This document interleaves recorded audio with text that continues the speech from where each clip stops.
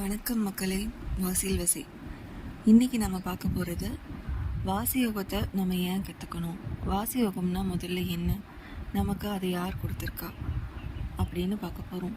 அதாவது சித்தர்களும் ஞானிகளும் பயன்படுத்தி வந்த இந்த வாசி யோக கலையை நமக்கு நம்ம குருஜி காட்டில் 12 வருஷம் தவம் பண்ணி அதன் மூலியமாக நமக்கு பெற்றுத்தந்த ஒரு வரம் தான், அதிசய கலை தான் வாசி யோகம், சரக்கலை. இந்த சரக்கலையை நம்ம இல்லற நடத்துவதற்கு எப்படி பயன்படுத்தலாம் அப்படிங்கிற சூட்சமங்களை சொல்லித்தராங்க. நம்ம குருஜி நம்மளுக்கு அழிச்சிருக்கிறது வாசி யோகத்தில் ஒரு பகுதி இல்லற நடத்துறதுக்கான சூட்சமங்களை நம்மளுக்கு கொடுத்துருக்காங்க.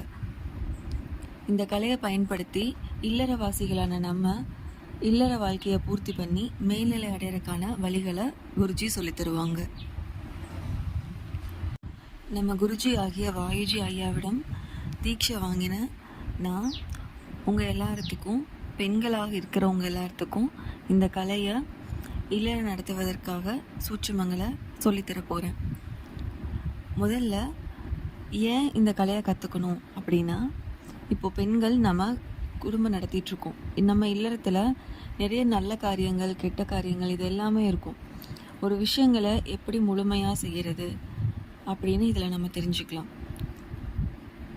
இதுவே நம்ம குடும்பத்துக்கு பாதுகாப்புக்காக நம்ம கவசங்கள் எப்படி போடலாம் அப்படின்னு தெரிஞ்சுக்கலாம். ஒரு திசைக்கு போகிறீங்களா, அந்த திசைக்கு எந்த நாடியை ஒட்டி போகணும். நாடி அப்படின்னா நம்ம மூக்கில் ஓடுற மூச்சு காற்றத்தை தான் நம்ம நாடி அப்படின்னு சொல்லுவோம். அதாவது வலது பக்கம் வர்றது சூரியக்கலை, இடது பக்கம் வர்றது சந்திரக்கலை. இந்த மாதிரி வலது நாடி இடது நாடின்னு நம்ம சொல்லுவோம். அப்போது ஒரு பக்கம் போகிறோம், அந்த விஷயம் நடக்கணுமா, நல்ல விஷயத்துக்கு போகிறோமா, அப்போ எந்த நாடியை ஒட்டி போகணும், கெட்ட விஷயமா அதுக்கு எந்த நாடியை நம்ம பயன்படுத்தணும் அப்படிங்கிறது எல்லா விஷயங்களும் இந்த கலையில் நம்மளுக்கு சொல்லி தருவாங்க.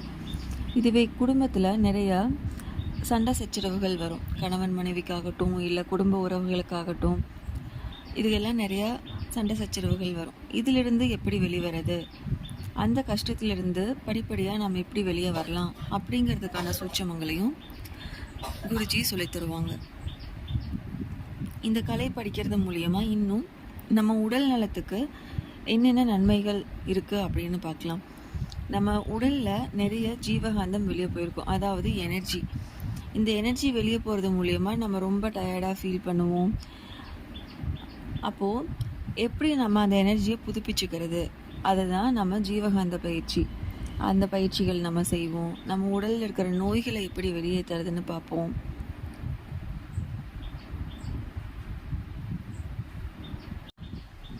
கண்களுக்கான பயிற்சி, இந்த மாதிரி நிறைய பயிற்சிகள் இருக்குது.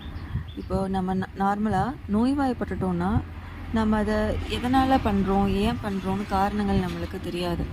ஏன் அந்த நோய் நம்மளுக்கு இருக்குது, எதனால் வந்தது, எப்படி வந்தது அப்படின்னு தெரியாது. ஒன்றும் இல்லைங்க, நீங்கள் யார்ட்டையாவது போய் பேசுகிறீங்க, அவங்க பேசுகிற பேச்சுக்கள் நல்லதாக கெட்டதான்னு தெரியாது. அதையும் தாண்டி அவங்களோட எண்ணங்கள் சரியாக தப்பான்னு தெரியாது. அவங்க நம்மளை பார்க்குற பார்வை சரியாக தப்பாக தெரியாது. அதிலிருந்து நம்மளை நம்ம எப்படி பாதுகாத்துக்கலாம் அப்படிங்கிற சூட்சமங்கள் எல்லாம் நான் உங்களுக்கு சொல்லித்தர போகிறேன். இதையும் தாண்டி நம்ம உடம்பை நம்ம பார்த்துக்கணும் அப்படின்னா தினமும் சாப்பிட்ற சாப்பாடு நம்மளுக்கு செரிமானம் ஆகணும்.